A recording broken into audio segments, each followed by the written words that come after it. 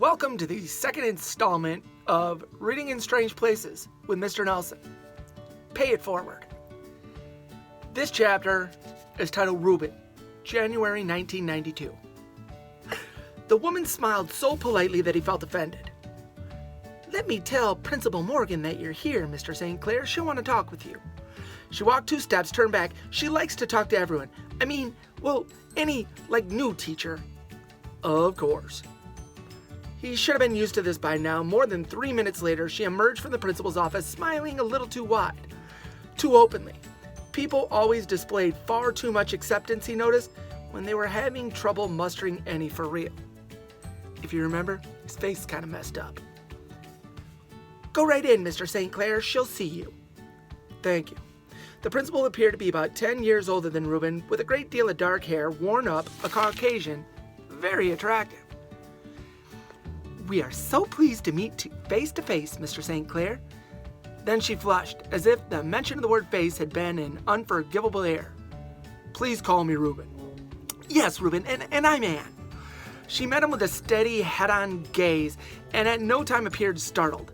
She had been verbally prepared by her assistant, and somehow the only thing worse than an unprepared reaction was the obvious rehearsed absence of one. He hated these moments so much. She motioned toward a chair and he sat. "I'm not quite sure what you were expecting, am I, Anne?" In what respect?" "Please don't do this. You must appreciate how many times I've replayed this same scene. I can't bear to talk around an obvious issue."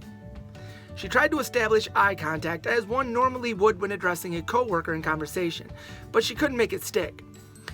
"You know this has nothing to do with your being African American," she said. "Oh yes," he said, "I do know that. I know exactly what it's about." "If you think your position is in any jeopardy, Reuben, let me tell you you're worrying for nothing." "Do you really have this little talk with everyone?" "Oh, of course I do." "Before they address their first class?" Pause. "Well, not necessarily. I just thought we might discuss the subject of, the initial adjustment." "You're worried that my appearance is going to alarm the students." "What has your experience been with that in the past?" "The students are always easy, and it's these are the difficult moments." "I understand. With all respect, I'm not sure you do," he said, out loud. At his former school in Cincinnati, Reuben had a friend named Luis Tarragela. Lou had a special way of addressing an unfamiliar class. He would enter, on that first meeting, with the yardstick in his hand, walk right up to the flap and fray. He'd like to test a teacher, you see. At first, he would ask for silence, which he never received upon the first request. After counting to 3, he would bring the yardstick up over his head and smack it on the desktop in such a way that it would break in 2. Ha!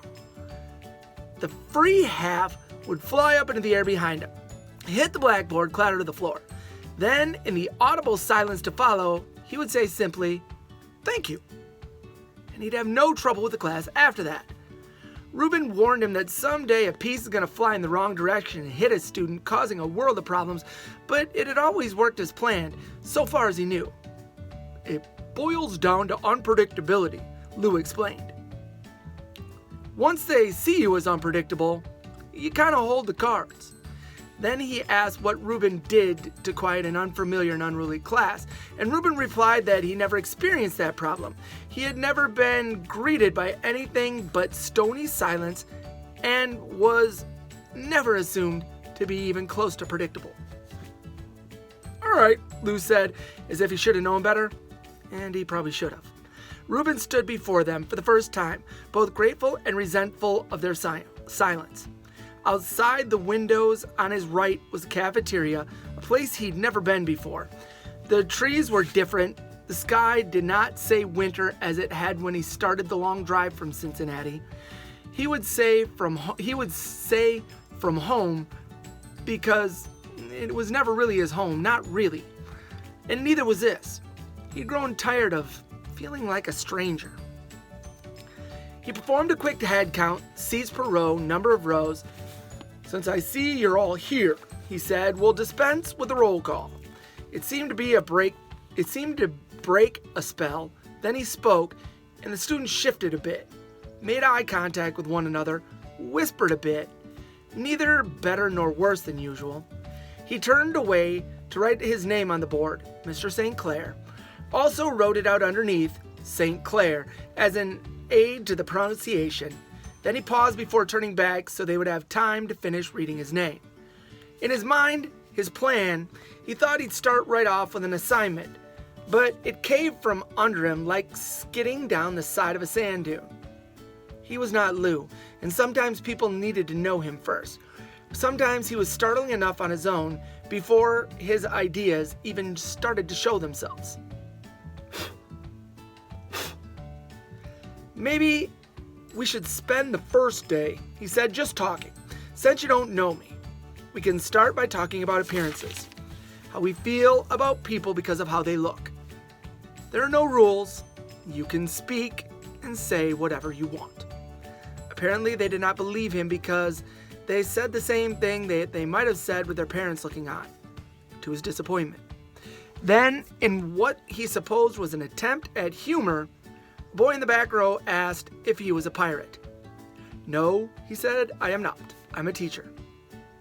"I thought only pirates wore eye patches."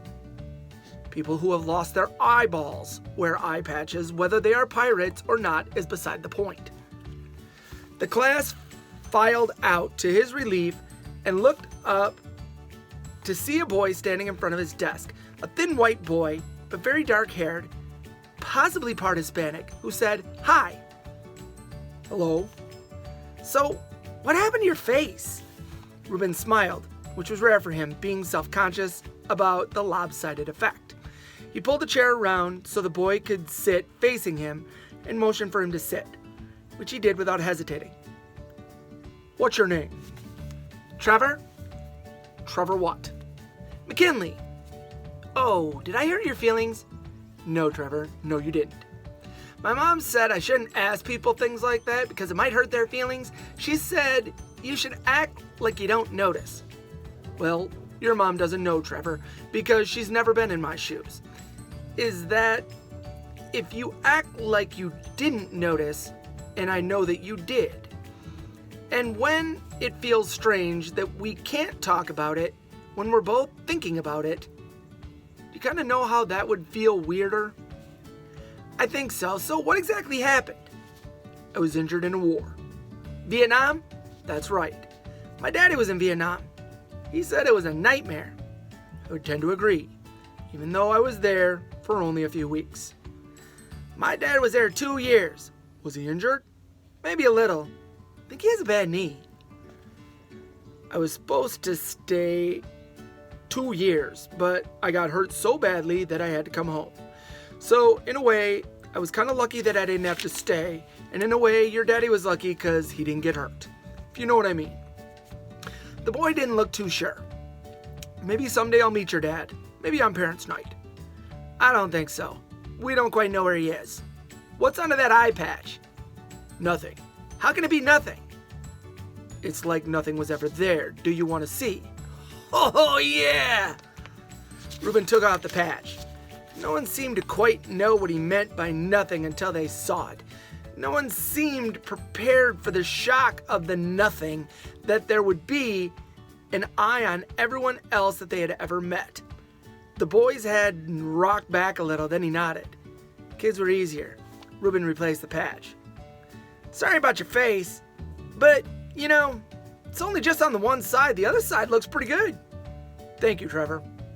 I think you are the first person to offer me a compliment quite like that." "All right, see ya." "Goodbye, Trevor." Reuben moved to the window and looked out over the front lawn, watched students clump and talk and run around the grass until Trevor appeared, trotting down the front steps. It was ingrained in Reuben to defend that moment, and he could not have returned to his desk if he tried. He didn't know if Trevor would run up to the other boys and flaunt his new knowledge, collect on any bets of any tales, which Reuben would never hear, only imagine from the second floor perch, his face flushing under the imagined words. But Trevor trotted right past the boys without so much as a glance, stopping by or speaking to one. It was almost time for Reuben's second class to arrive, so he had to get started preparing himself to do this all over again. This is from The Other Faces Behind the Movement by RISP Ch. Reuben. There's nothing monstrous or grotesque about my face. I get to state this with certain objectivity, being perhaps the only one capable of such. I am the only one used to seeing it because I am the only one who dares, with the help of a shaving mirror, openly stare at it. I've undergone 11 operations, all in all, to repair what was at one time some unsightly damage. The area that was my left eye and the lost bone and muscle under the cheek and brow have been brought neatly covered with skin and removed from my thigh. I've endured numerous skin grafts and plastic surgeries. Only a few of these were necessary for health or function. Most were intended to make an easier individual to meet. The final result is a smooth, completely absent eye, as if one had never even existed. A great loss of muscle and mass in the cheek and neck, and obvious nerve damage to the left corner of my mouth. It is dead, so to speak, and it droops. But after many years of speech therapy, my speech is fairly easily understood. So in a sense, it is not what people say in my face that see in my face that disturbs them, rather what they expect to see and to not. I also have minimal use of my left arm, which is foreshortened and thin from lack of use, and I am deaf in one ear. My guess is that people rarely notice this until after I've been around a while because my face tends to steal the show. I have worked in schools, lounged in staff rooms, where a Band-Aid draws comment and requires explanation. Richie, what did you do to your hands? A cast on an arm becomes a story for over 6 weeks, multiplied by the number of employees. Well, I was on the ladder, see, preparing to clean my storm drains.